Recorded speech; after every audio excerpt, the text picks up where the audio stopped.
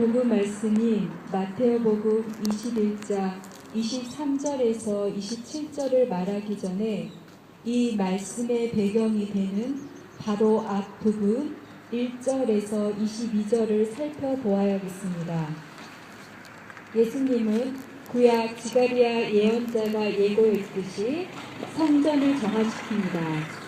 그리고 그분은 성전 출입이 금지된 이들, 곧 소경들과 절름발이들이 성전 안뜰까지 따라온 것을 보시고 그들을 고쳐주십니다.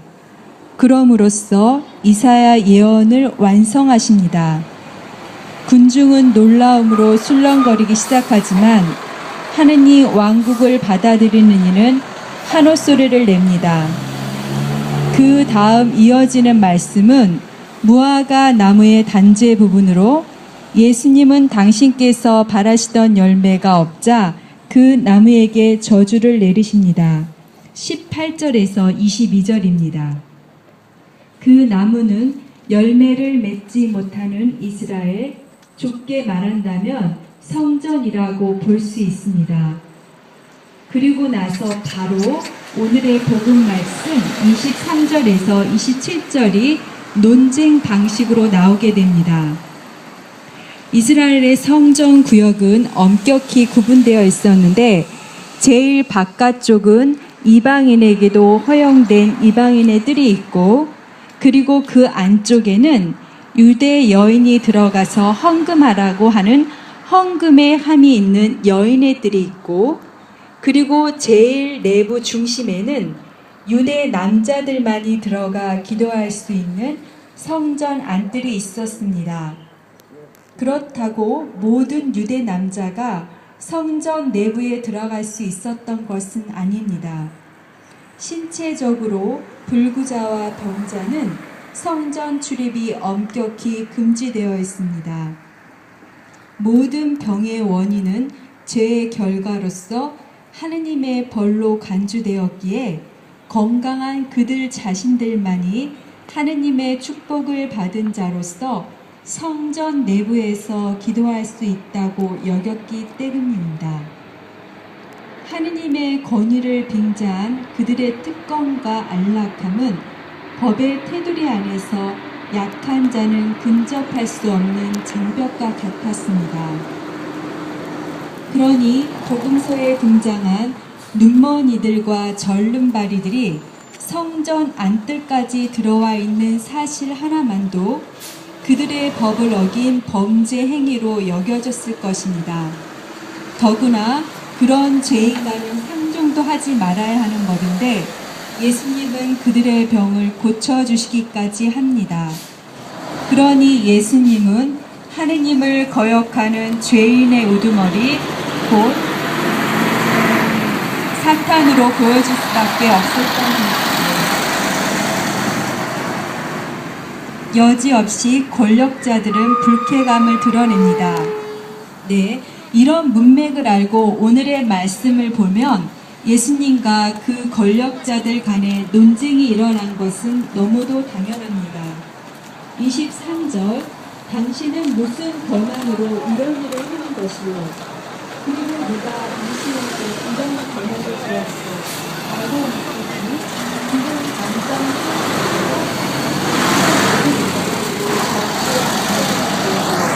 나는 공사를 쏟아지고 있습니다.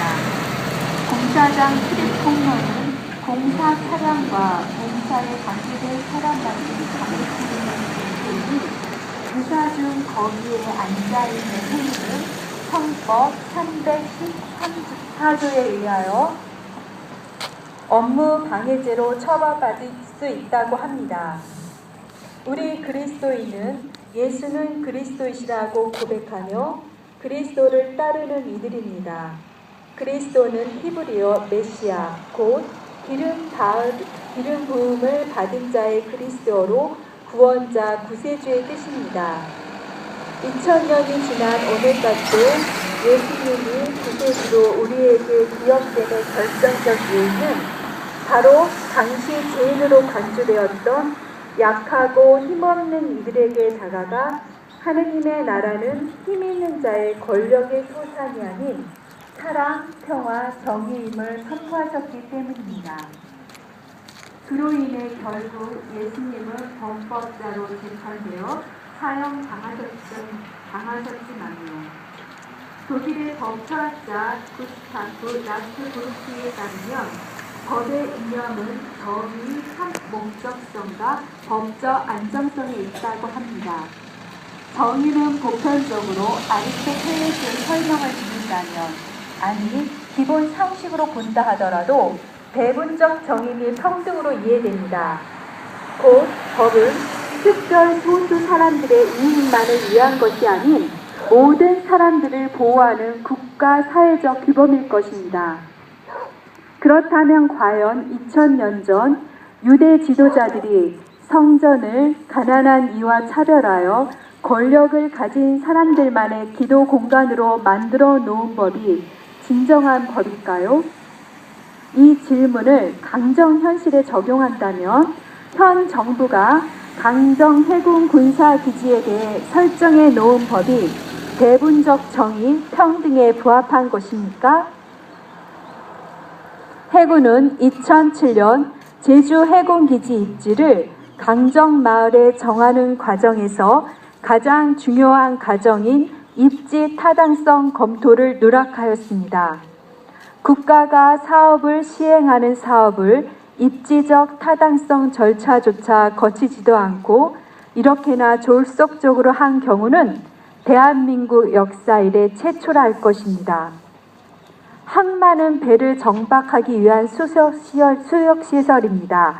그렇다면 가장 최우선적으로 고려해야 할 것이 풍랑으로부터 항구를 지킬 수 있는 지형을 택하는 것이 무엇보다 중요합니다. 주변 지형이 산으로 둘러쳐져 바람을 막아내고 바다로부터 움푹 들어간 지형을 택하여 타랑으로부터 안전해야 합니다.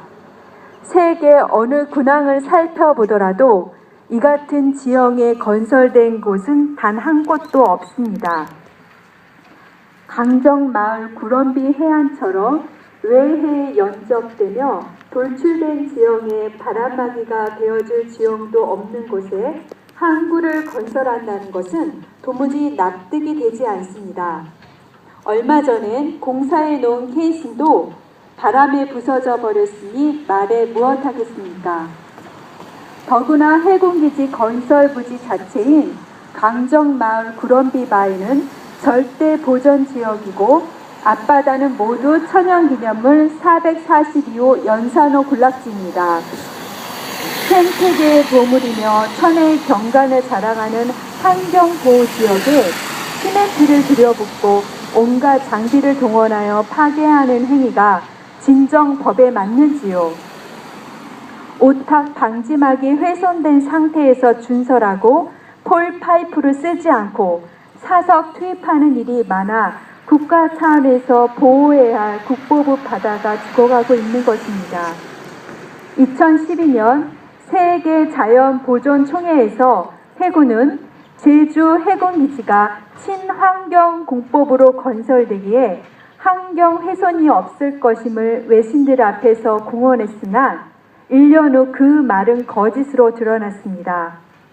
그 거짓을 찾아내 해군에게 알려주었던 송강호 박사님과 박도현 수사님은 그 일로 해경에 의해 체포 감옥살이를 하고 있습니다.